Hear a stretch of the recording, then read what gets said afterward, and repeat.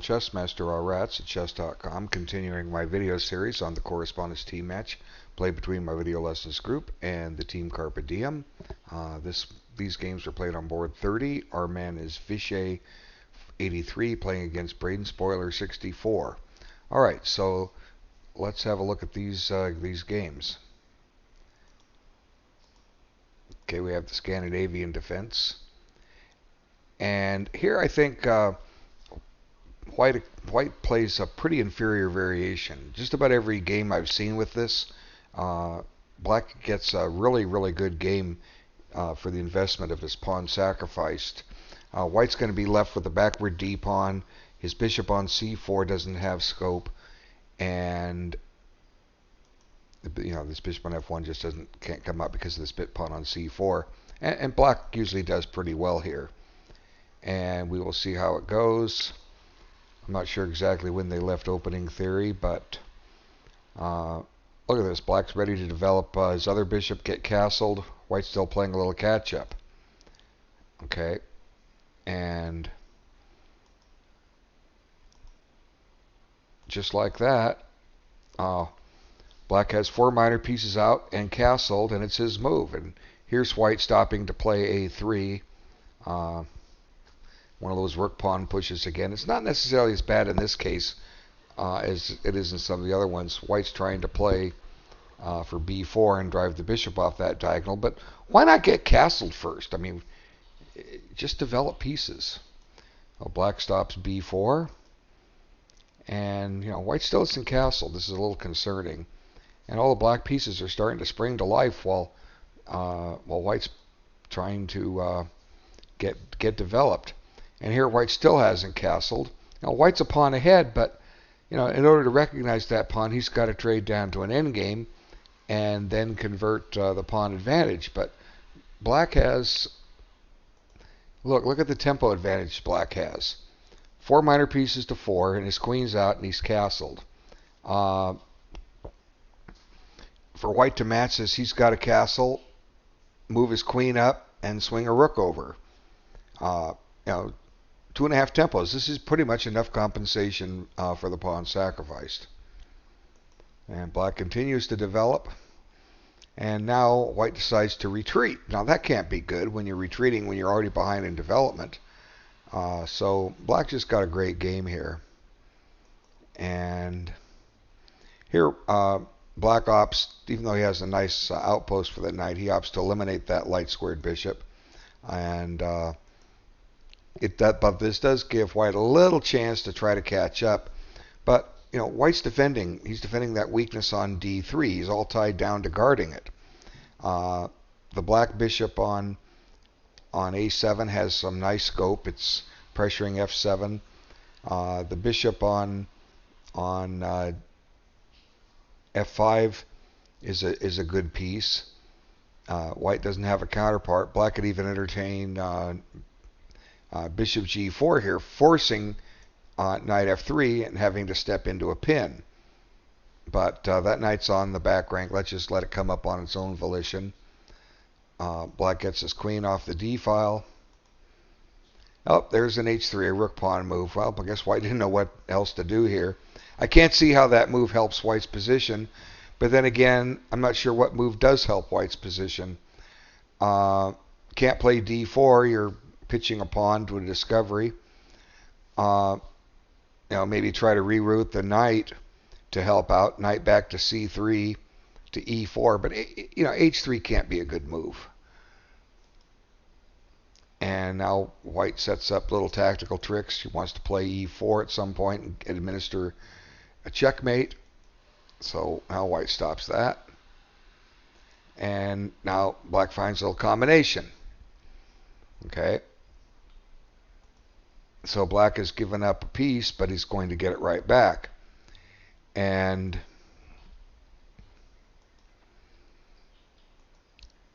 g3. And Black tries to remaneuver his queen here and set up a few little tricks of his own. And here White gets greedy. I think this move really becomes fatal pretty quick. Even though this now gives White a 3-on-1 pawn majority, Nothing is over there on the king side defending his king, and white has one chance to hold on, and that's with queen c3. You know, you want to be able to answer queen takes h3 with queen takes f3, but that pawn on f3 is anchored in there. Black is doing well here, but queen c3 was pretty much the only move. At this point, black can pretty much choose how he wants to win, and he elects queen e2, which is a strong move. If you move the rook, you run into queen takes f2, so the king has to come back to g1, and now white's really wishing he didn't grab that pawn on a5. Knight comes into play, and you know there's all kinds of potential sacrifices on g3 coming, and the pawn can't take because of a mate. You know, white's just in a pickle. He tries to trade queens to relieve the pressure, but there is no pressure to be relieved. Here, if white trades queens, black takes back with the pawn, and after the rook moves, there comes a knight f3 check and a pawn promotion, and black will be a rook ahead. So he tries knight c3, and then white just takes the queen because nothing's guarding it other than the rook, and white resigned. See, white was going to go down a rook no matter what here. Anyway, well played, Fischer 83. Let's bring up the other game. What move is it going to start us at? Hey, it started at the beginning like it's supposed to. That's 2 games in a row. A record. Okay. So we have the Sicilian defense. Now, I think that's a serious mistake on black's part, but it does get you out of theory. See, why develop the white queen? Why develop it to a square where it's got a lot of mobility? I mean, you could look up the openings in the books and get a quite satisfactory game playing main line. Why go into a bad line? This game is going to end in a draw. White always has a slight plus, but black held on as well as he could, and white couldn't crack it. Whoops. He's making 2 moves in a row. Look at this thing. Backing up without me wanting it to. Okay.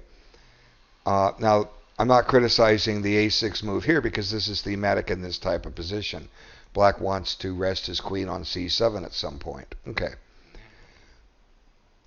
You do see those rook pawn pushes a lot of times in a Sicilian.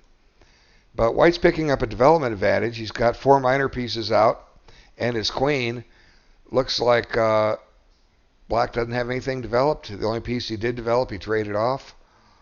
But it's kind of frustrating that if you're white here, that you can't really crack the Sicilian wide open when black is responding with nothing but pawn moves. Just how solid an opening it is.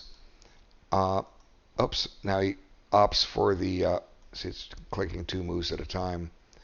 Now black opts for the Boleslavsky type setup, accepting the isolated pawn on d6. Now maybe white shouldn't have put his queen on d1. I don't think a4 check is necessarily great, but d2 certainly, at least for now, seems to be a little bit better. Why put it back on d1 when you don't have to? But that's where he put it. This enables black to slowly start catching up in development. And h6, I think, is a waste. What white is trying to do here is white's trying to take this knight and get an outpost on d5. So black should recognize this and understand that's this positional aspect and not bother with h6 spending a tempo. Black should just castle. See, these rook pawn moves, you know, for the most part just aren't good. Not sure what to do, develop a piece. You know, you can always play h6 later. Okay? So, for instance, if you castle, white can't play, I don't think white can play knight d5. It's one of these little tactical tricks. Knight takes knight, and white has lost a piece. His bishop is loose. He's down a piece at the moment. If you take the knight in either way, with the pawn or the queen, you drop the bishop on g5. And if white takes the bishop, hoping to get the knight next move, well, black just takes back with the bishop, and White can kiss this game goodbye, okay? So that's the whole idea of bishop g5. If you understand this theme in this with this pawn structure, the Boleslavsky pawn structure, White's intending to take this knight, okay? That's what he needs to do that. So don't just spend a tempo with h6, because you're making White do what he wanted to do already. And the difference is you're one tempo behind and getting developed. See, now the knight comes into d5, and Black could have had this position with his king already castled. But he castles now, and now White wants to rid himself of his light-squared bishop, figuring that most of the black pawns, at least in the center, are going to be on dark squares. And this e4 pawn is on a light square, which could become a potential target to this bishop. And White will figure his minor piece on d5, it could be challenged by that bishop also. He wants to keep it on the board because it dominates the knight. This will give White the better minor piece. So Black decides to preserve his bishop, put it on g5, try to reactivate it. White trades. It's moving it too quick. Let me just back that up. I don't know why it moves so quick. It does. Please get version 3, please. Okay, he takes the bishop, which develops the black rook. So, anyway, making up for the favor that Black did for White way back on move 4 when Black took the knight on d4. Now, if you look at development, suddenly Black's actually ahead, so he's caught up. But White has permanent long-term positional advantages here. The knight is better than the bishop, and the d6 pawn is weak. But it's just not enough to win. And they just kind of maneuver back and forth. There's really not too much happening here. Black blocks in his own bishop, but maybe taking on e4 would have been okay, but Black is just counting on holding on. See, look at this. It made 2 moves in a row when I click the forward button. Okay, come on. One at a time, please. Thank you. There we go. No, it won't do it. It wants to make 2 moves on me. Okay, come on. Gently. See, there it did it again. Okay, anyway. But White's definitely got a little bit of an advantage here. White should think about opening up that A file and swinging a rook back over to it. Try to see what he can do, and he will do that eventually. But it's just not going to be enough. Black has enough defense here in his game to hold on. Now White grabs the file, and White's got more space and a better position, but it's just not enough to win. And Black is just holding on. Black's got a couple weaknesses. The pawn on b5 is weak. The pawn on d6 is weak. But White didn't find a way to take advantage of it. Maybe try to put a rook on a5 somehow. Which rook? I think Black has resources. He can keep defending. And with the queens on the board, this king can't easily come over to try to help. So White should think about trying to trade queens here, but Black doesn't oblige. Well, there he obliges, but White declines. This might be a position where White should trade the queen. Let's see. He plays queen d2. What happens if he takes this? Okay. Now, c4 is weak, d6 is weak. If the knight moves, the b2 pawn falls. Let's see. We can go behind this pawn now. Maybe this works. Let's see. How does Black defend this position? Looks like his c4 pawn is in trouble. d5 hoping for knight takes doesn't work. White just takes back with the pawn.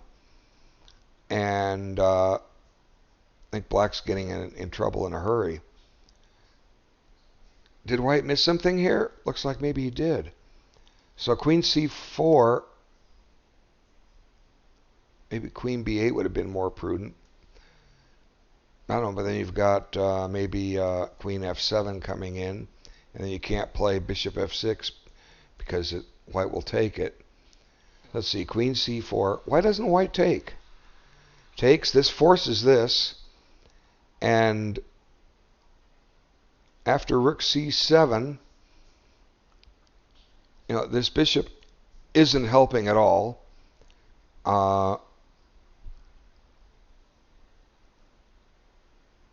If it could somehow capture this knight, yeah, that'd be great. Let's try this. No, he can't get to e7. So I'm thinking play bishop e7 here, but that just drops the bishop. Now this seems to do it. I must be missing something. The board didn't play it. Rook c7. Huh. Let's see.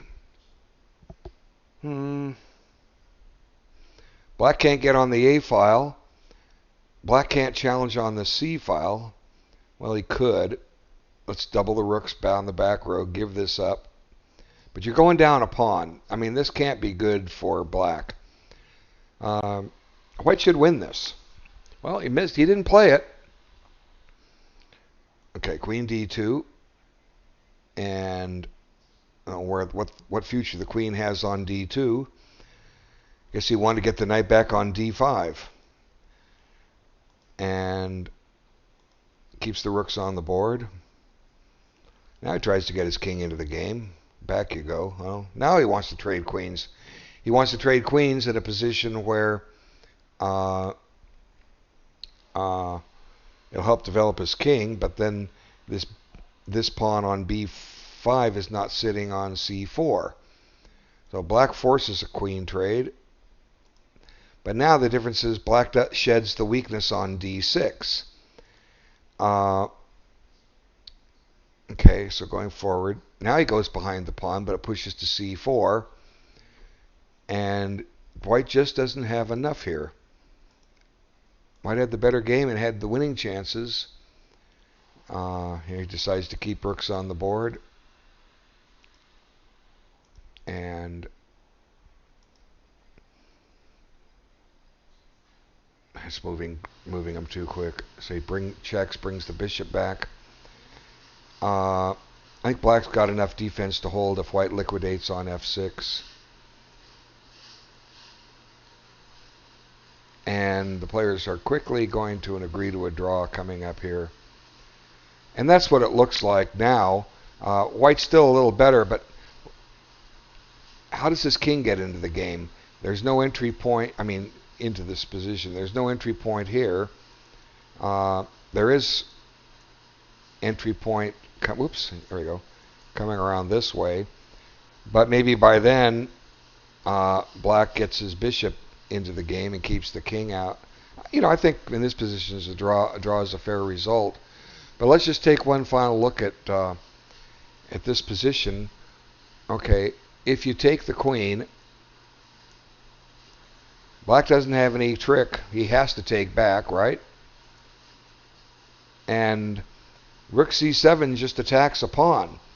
How does black defend that pawn? I don't know if there's a way in there. I've missed it. Clearly you can't go on the c file with either rook. You're going to lose it. Sacrificing the exchange doesn't seem to work. The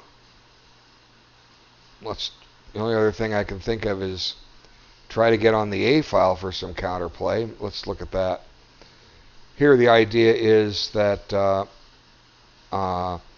black's trying to activate his rooks. White has to deal with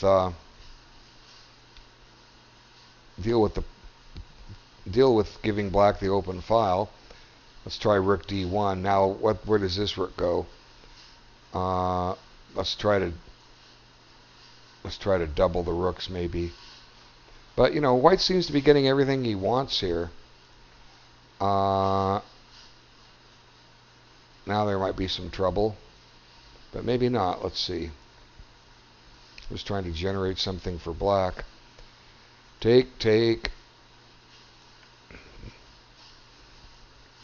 Now come behind the pawn. And maybe black's got some play here, but it certainly seems to be better than what white got out of it. This wasn't a forced line, it was just one line we were looking at. Let's back it up a little further.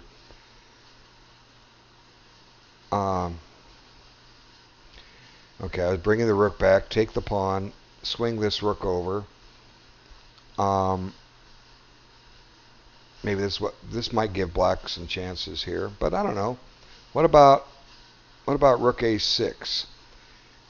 The idea here is that if rook takes, knight takes, and if black tries to use that file, you go behind it.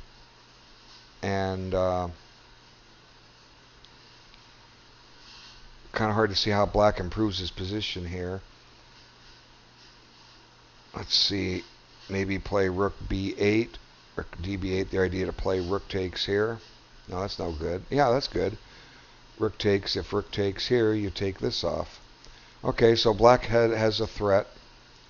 White doesn't have time to grab the d6 pawn, he gets back ranked. Let's see.